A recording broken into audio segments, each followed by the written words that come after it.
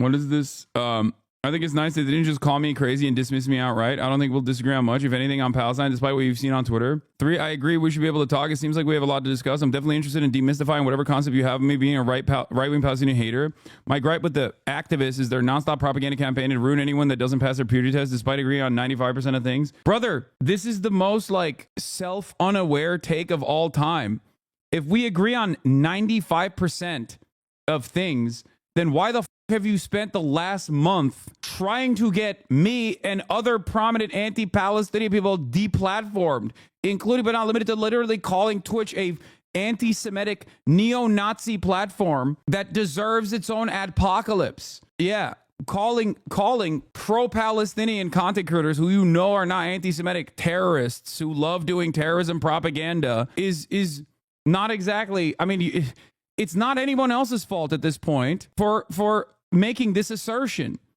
Okay? Like, of course people are going to be like, okay, well, most of your output revolves around going after prominent pro-Palestinian content creators. So yeah, of course people are going to make that assessment. Inevitably, they're going to be like, okay, well, it kind of seems you misspoke and said anti-Palestinian. Oh, my bad. Wait, I just realized that people who are clip chimping you are literally sub to you while hate watching. Yeah, that's why I made it so that you have to subscribe to clip. The reality of the matter is, if you don't want people to think of you as like someone who is anti-Palestinian, then, focus your efforts on more productive battles.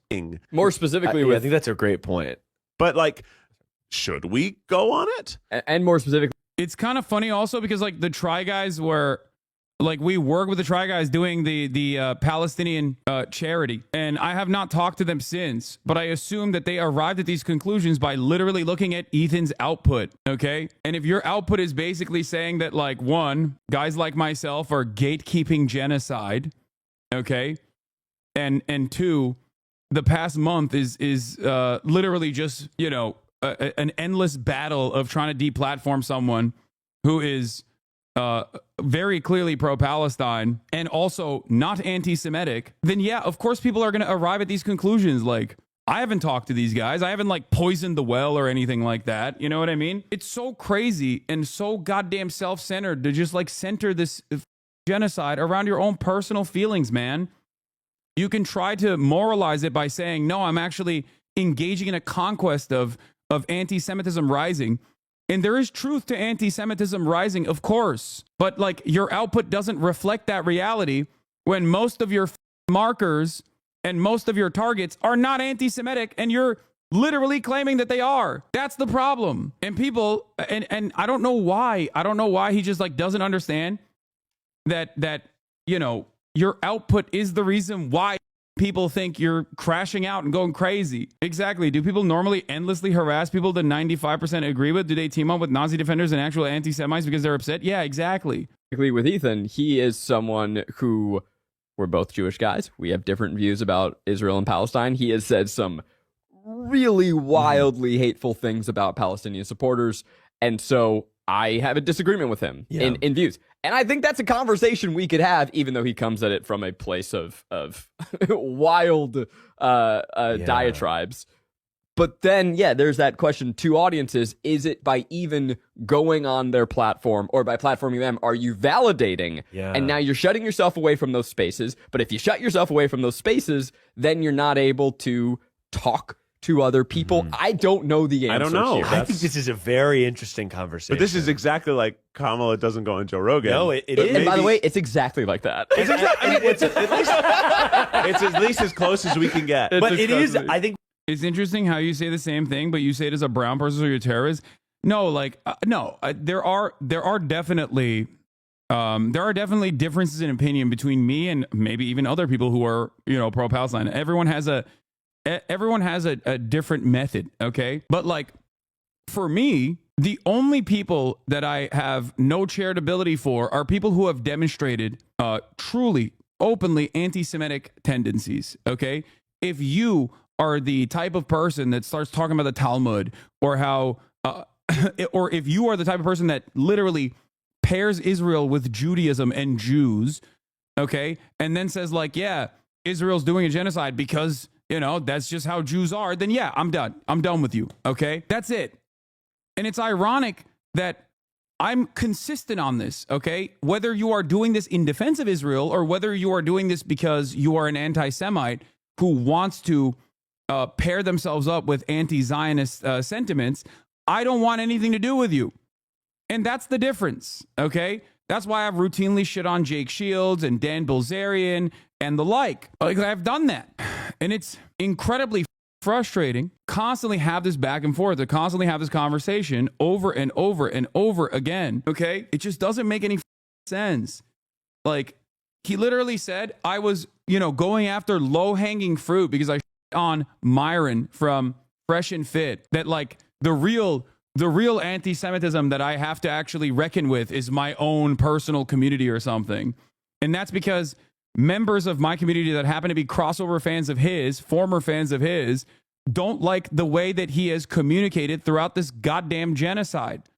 That's it. And I tried to communicate this to him early on. I was like, look, dude, if you sound like Joe Biden, or if you sound like Ben Shapiro, okay, then yeah, people are gonna think that you are like Joe Biden, Ben Shapiro, or Steven Crowder. If your output in defense of why I don't know, Israelis don't see eye to eye on this issue is because you were like, no, you don't understand. 90% of Jews are Zionists. 90% of Jews are Zionists, and that also simultaneously there will never be peace in the region, and there cannot be a one-state solution, and that Jewish Voice for Peace are capos, and then you make fun of Aaron Bushnell and all of this stuff. Like, yeah, of course, people that don't pay attention to anything else are going to see that and not give a about what you have said formerly about Israel and Palestine. That's it. At a certain point, it comes across like, you don't really care about the actual significant conversations that need to be taking place, the actual significance of this genocide. Like, he literally, it is also incredibly narcissistic. That is the other part of this conversation. It's incredibly narcissistic that he thinks that the only reason why I'm calling out blatant Nazi rhetoric was to appease him, as though it's something that I secretly agree with. Like, what's the implication? There's never been a moment where I've given charity to Fresh and Fit, okay? And that's before I even found out about their, like, Holocaust denial and anti-Semitism. There was a shit ton of things that we don't agree on, we don't see eye to eye on, okay? Anti-Semitism being yet another very glaringly obvious reason as to why we don't see the world in a similar fashion. And that's what's so annoying about it. It's like, here, I'll give you a good example of this, okay? Myron is constantly in my replies being like, see, this is how the Jews are. They'll never accept you. That's why they'll never accept you. Because he also thinks I'm anti-Semitic secretly. He's a idiot, okay? And I don't know how to communicate this to people. It's like, no, dude, we're not allies, okay? We're not. I don't agree with you. I don't think that Israel's actions have anything to do with Judaism at all, okay? It just doesn't. And people don't understand that. They like anti-Semitic people who present themselves as anti-Israel genuinely think that other people are also anti-Semitic just like they are, okay? And that they're secretly hiding their anti-Semitic tendencies because they're afraid of the media coming after them, okay? Like, it's so stupid. He's like constantly, he's constantly in my replies on Twitter being like, see, they're never going to stop coming after you. You should align with me. It's like, no, dumbass. I don't align with you because I don't agree with you. Like, in the simplest terms, I do not agree with you. Okay? I don't think it is truthful.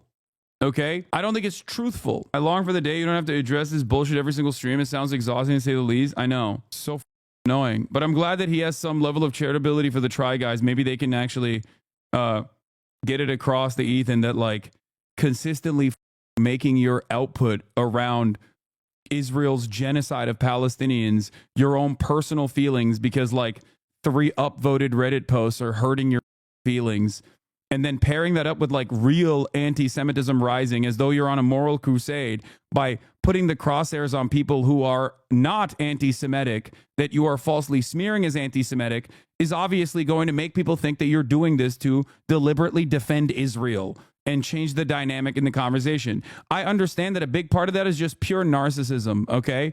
I do. Narcissism, not knowing anything about the history of Israel, and just like probably mainlining pro-Israeli propaganda on a regular basis will change your attitude quite a bit. Yeah, I don't want to align with actual anti-Semites, but he has no issue aligning with Islamophobes like D-Man or all the right-wing drama YouTubers who also have literally said a ton of anti-Semitic things too. It is ridiculous. Anyway, tying that back to like, you know, real world news, senators who voted to approve arms sales to Israel this week, who took over 3 times more money from pro-Israel donors than those who voted to block the sales. Nice political system we got here. Senators who approved arms sales to Israel got 3x more cash from pro-Israel donors.